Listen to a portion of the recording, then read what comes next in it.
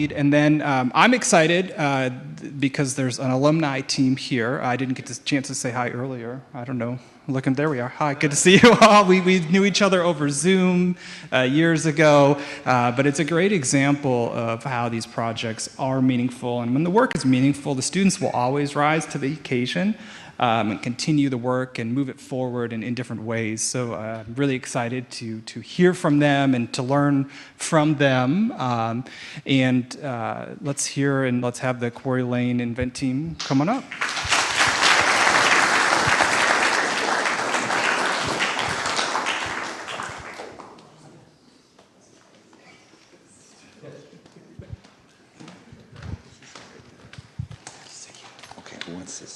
Nice to meet you in person.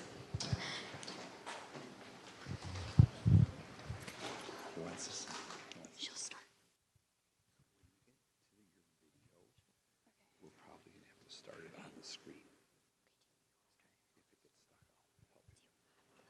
If it gets stuck, you can use the laser if you need to. Yeah. Okay, thank you so much. Okay. Alrighty, here we go. All right, so first of all, I'd like to introduce myself. My name is Karina. This is Isha.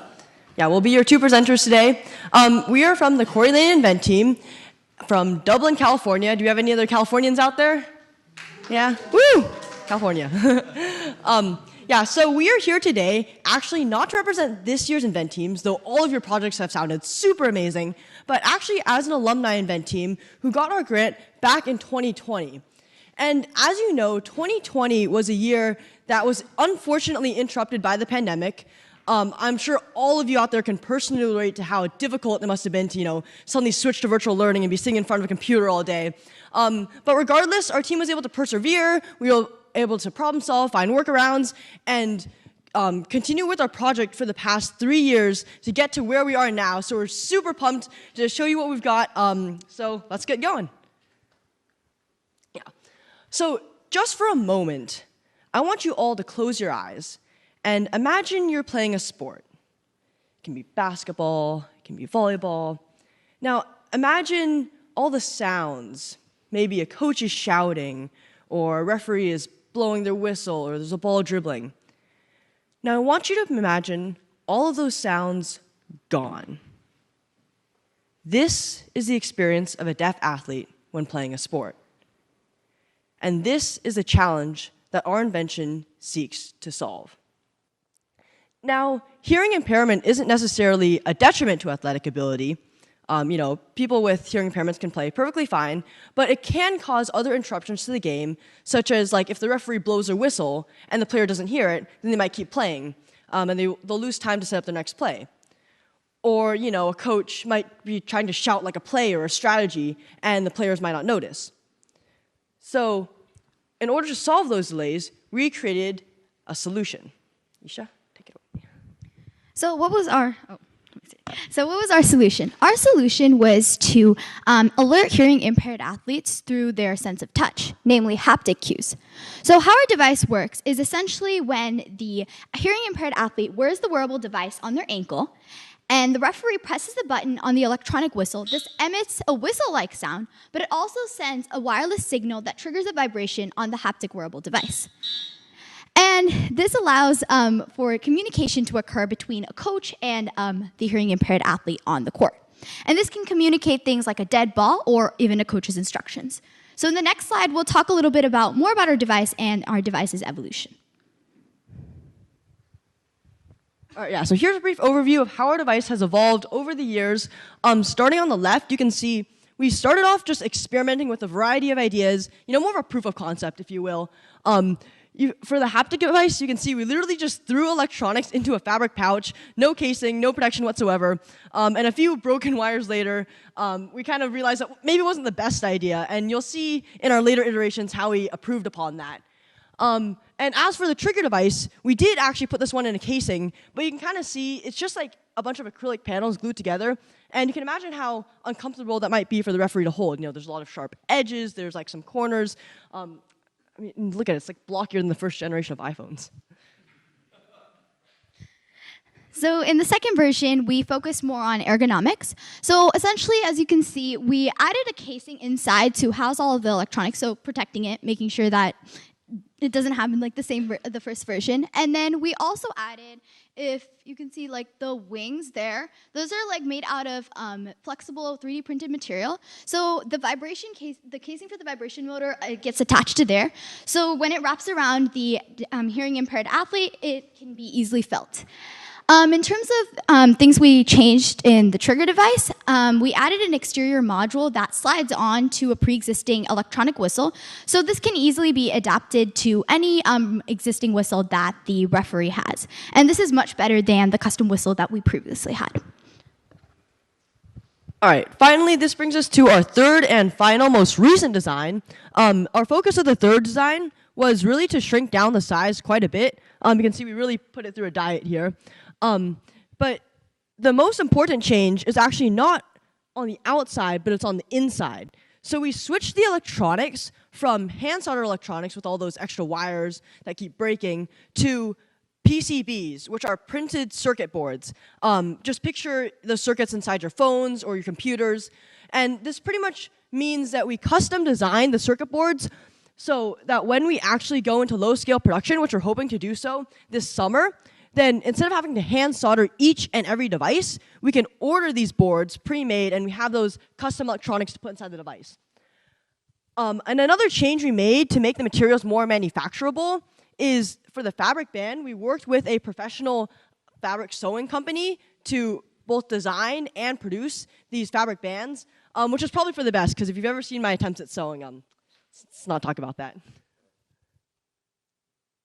All right, so here's a slightly more detailed overview of our current device. On the left, we'll see the transmitter, and on the right is the haptic wearable taken outside of its fabric pouch. They have a lot of similarities, an on-off switch, which is pretty important, an LED indicator light, which can actually indicate the battery level, which is pretty cool. They are both inside a 3D printed casing, and they also have a pairing button. And this is a slightly unique aspect of our device because you can pair 2 transmitters to 5 receivers. And if you picture a basketball game, for example, you have 2 referees, and both those referees need a transmitter. So in our device system, both those transmitters can both activate the same set of devices. And they also have a charging port so you can recharge them, so you don't have to carry around those annoying batteries all the time. And here's a quick exploded view of our device because exploded views look cool. And then this is, I think Karina slightly touched on this, but this is essentially our fabric casing. So we have an inner pouch for the electronics casing, which is a lot more compact than the previous versions you saw. And there's a foam padding, so that just protects the electronics, but also makes sure that it's comfortable for the hearing impaired athlete to wear. And in terms of next steps, we are currently focusing on basketball. That's why the location is on the ankle. But we will expand to more sports. So it's pretty easy because all we have to do is just change this fabric casing. And yeah, so we can use like an armband for soccer or even a chest band for track and field. So here's a demonstration of our device.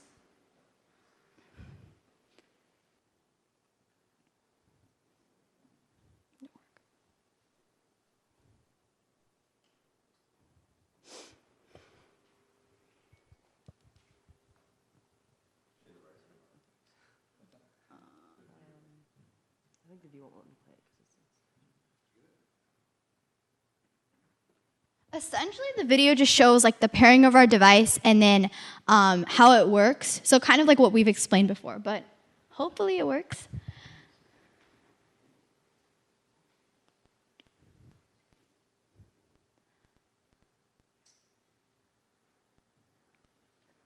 Okay.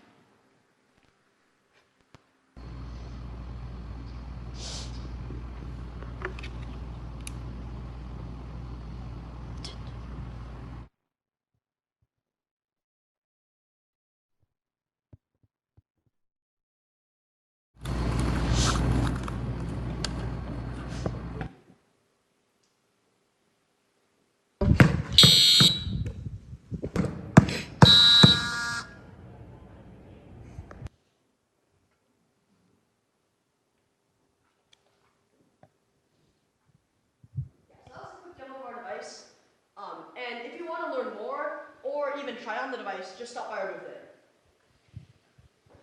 So a little bit about the sustainability overview of our device, or like why our device is sustainable. So we use additive manufacturing techniques like 3D printing, which saves a lot more material. We've worked with small businesses, like for example, the fabric manufacturing company we work with currently. We're using a rechargeable LiPo battery, so this is better than like the replaceable like batteries instead. And then it's also overall long lasting. So our fabric band is washable and it can easily be replaced because it's separate from the electronics itself. And overall, our device is really small, so it uses really less material. And our first user testing that we did was back in 2021. So we worked with an athlete affiliated with one of our outreach partners, Deaf Camp Pacifica, and we practiced some one-on-ones with him, and he was able to give us feedback about our device, the location of our device, and we did two runs, one with and without the device, and we were able to see drastically how much our device was able to improve the reaction time. But still, regardless, he beat us twice. All right, and this brings us to our second user testing, which was with the Quarry Lane girls varsity basketball team. And having more players on the court allowed us to test the device in more of a game-like situation. So we were able to get some scrimmages going and test both the device's endurance and the team's endurance. But we got three main important pieces of feedback from this testing. The first one was that we were able to test the device's effectiveness, like how easily are you able to notice the vibration, because it is different when you're just standing there wearing it versus sprinting down the court on a fast break. The second piece of feedback we were able to get was information on the durability of the device. So I'm sure if you play a sport, you know there's a lot of rough and tumble, there's a lot of contact. So we were able to confirm that the device was able to stay intact and also not be a safety hazard. And the third piece of advice we got was on the comfort and ergonomics of the device, and also making sure that it stays securely to the player's ankle. And we are thankful to report that there were no cases of the device flying off someone's ankle. The only flying projectiles were the basketballs. But yeah, overall, the feedback was overwhelmingly positive, and it gave us confidence for our next milestone, which was our partnership with the National Federation of State High School Associations. And NFHS for short, because it's kind of a handful to say. But in case you haven't heard of them, they are the group that regulates the rules and gameplay for high school sports across the entire nation. And we were able to get in contact with Davis Whitfield, who heads the Special Olympics in North America. And this summer, we're planning to get feedback from him about our device, how to make it comply to game standards. And in the future, we're hoping to use this to implement the device from top down and kind of use NFHS's resources to help implement this device in all the organizations, leagues, and schools that need it. So a long-term goal of our team has been to file for the non-provisional or utility patent. So we filed for the provisional patent back in August, and we have currently just very recently filed for the non-provisional utility patent. So if you all have any questions about this process, because I know a lot of you are going through a similar process, you can stop by our booth later, and we are happy to share our experiences and answer any of the questions you have. Throughout our process, we have stressed the importance of community engagement because we want to work not just for the user, but with the users. So our two outreach partners, California School for the Deaf and Deaf Camp Pacifica, have constantly been a source of guidance and giving us feedback throughout our entire process. They helped us decide between using a visual or haptic device and helping us finalize the location for our device that would be best for basketball.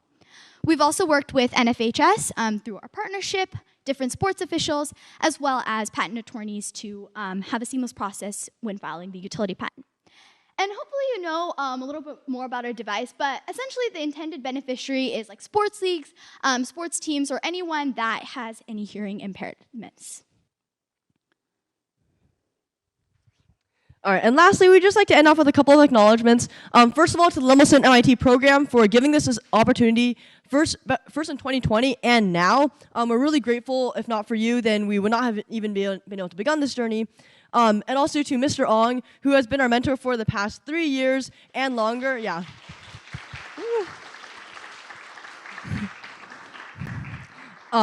So he is actually leaving our school. Unfortunately, this was his last year. So I want to say thank you, both for being our mentor and for being the best teacher we could ever ask for. Thank you for everything.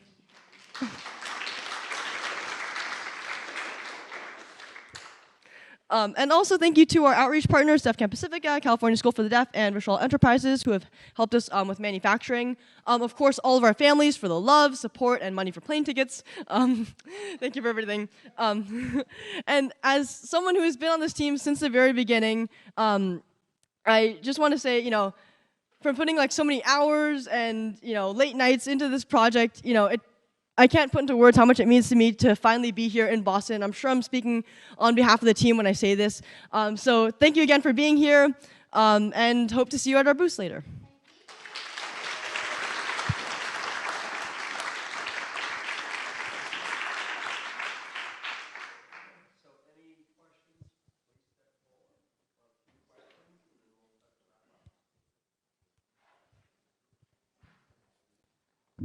Hello.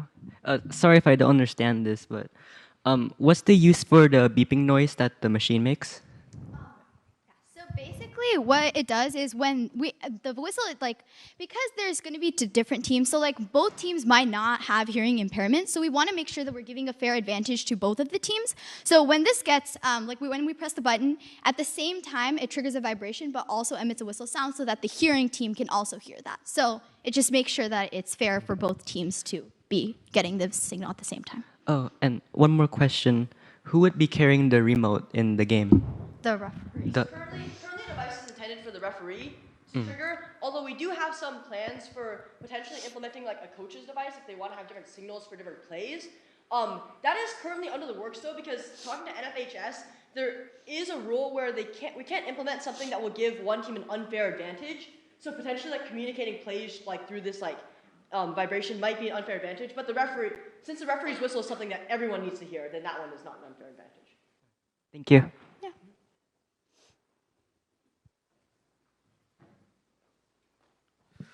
What will be the cost for the device?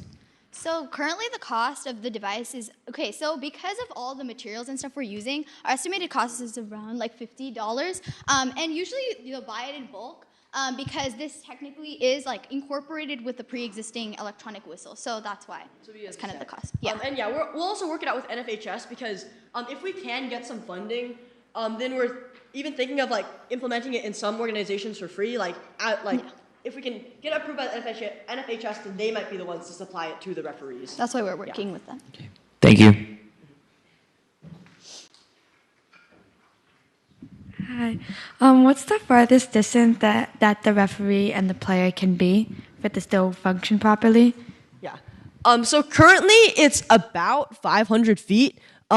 We have also tested it through some walls and it works fine. So on a basketball court is approximately 90 feet. So we're within the range of that. And we have tested through some people too, because that's probably going to be the main obstacle. Thank you. I have a couple questions. First of all, currently in deaf sports or deaf basketball, what do they use? I'll ask my other ones after, but yeah. Currently, that's kind of why we developed our device, because when we were talking to our outreach partners, they said there's not really anything that has been used. There are hearing aids and things, but specifically to help for this, because there's a lot of regulations in sports. That's why we developed our device, which fits with those regulations and makes sure that you can actually treat this issue. But funny story, we did actually interview a hearing coach who had been coaching at California School for the Deaf, and she said when she was trying to get her team's attention, she would stomp her heels on the ground to kind of vibrate the floor, but she was wearing heels, so the heels would snap when she So yeah, not the best solution. So that's why we came up with this. Okay, and then the next one, I know you guys focus on basketball, but when you're considering other sports, isn't a lot of other variation? For example, football, it has to have a longer range. Water polo has to be waterproof. Soccer, you have to put on your arm, stuff like that, right? Why I think that. So I'd discuss this slightly in the the fabric slide, but essentially this is waterproof and it's just sustainable. So essentially, the electronics themselves are not obviously waterproof. So that's why we focus most on basketball. But in terms of other sports that don't deal with water, you can use an armband for soccer or something like that. So the location can change. We will adapt it in the future to other sports. But in terms of distance, Like it works for a pretty long range, like 500 feet, so it shouldn't be a problem. Volleyball and soccer are pretty similar, so those would maybe be variations in the band. But yeah, that's a good point. For water sports, we're thinking of making this casing more waterproof, like by sealing the edges. And then again, it's just a matter of swapping out the band for different sports, most likely. Yeah. All right, thank you. So, as the mom of a basketball player, this is very interesting to me. So, I've been to many facilities where there are more than one court happening within the four walls. So, is there a way that this prohibits maybe signaling somebody on another court? And then also, how long is the battery life? Because sometimes there's 2 to 4 games in a day. Yeah. So for the first question, we use radio transmissions for the signal. So you can pair the devices like 1-to-1. And the idea is that you pair 2 transmitters to 5 receivers. And there's actually like a dedicated pairing mode that you set up at the beginning. And we can demonstrate that at the booth. So that makes it so that these 2 receivers, again, only transmit to the ones that you've paired to. So there's no interference with other games. The battery life, as of now, is approximately 2 hours to account for back-to-back games. But yeah, like we have taken into account having multiple games in a day. So right now, since it's rechargeable, you can either recharge it between games or have kind of spares lying around. And we are considering an option of like maybe replacing the battery just if that's faster, again, for those sports. Yeah.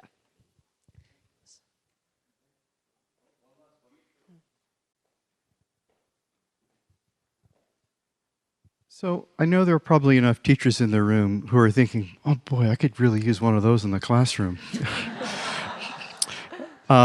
So which brings me to the question of outside of sports, other applications that you might, where this might be useful, and also how something like that sometimes can be influential in how you structure a utility patent.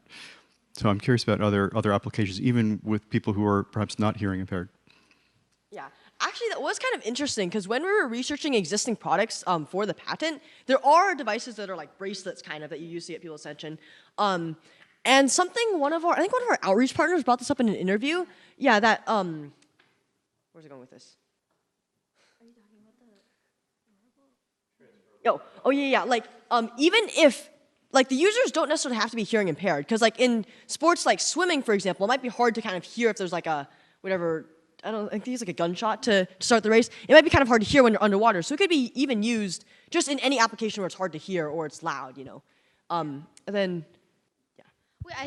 I think like the only reason we focus mostly on sports is because that's where our project is unique. It's focused on this like intended beneficiary. That's why when we're filing, like when we filed for the utility patent, that's kind of what we focused on. But obviously, I think our device can be applied for like many other fields and areas. So. There were some nuances that came up when we were filing the non-provisional. Yeah. I won't go into detail about that now, but if anyone has questions, yeah. It did get a little into like the weeds with the claims and stuff, but yeah. So because of like the change of environment and change in games and different uses, can you adjust the volume of it? Or of the whistle? The whistle. Yeah, so the whistle is this is actually a separate module. I mean, it's more like an add-on feature, right? So it's like you already have the electronic whistle and you just add on this like wireless transmission. So we could.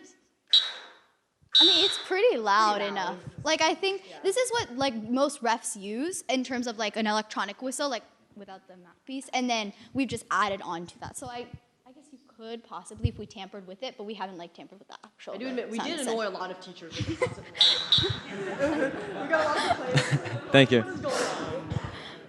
Actually, I think did someone in the dorms come down and like they were like, is that Maria? So, we were practicing in the basement. All right, thank you. Okay. So I know that some individuals that are deaf tend to not speak directly with the English language, but use sign language. Are you considering in the future making it so they can also communicate back to the referee if they were to be injured or feeling bad, and let's say during a game or also in outside applications? Yeah, that is interesting. Actually, that's something that came up at the very beginning. Again, as of now, since the purpose is just to kind of get their attention to stop playing, we don't have that feature, but if we were to, that would maybe have to be a separate module because, again, like since it's worn on your ankle, like I don't know how many controls you'd really be able to do. Like I think the whole communication thing would be a little bit more complex because you have to send messages. That's more like I guess more of a language barrier that pervades not only sports but just kind of any interaction. But yeah, that is something an interesting consideration. Yeah. All right, thank you very much. Thank you so much.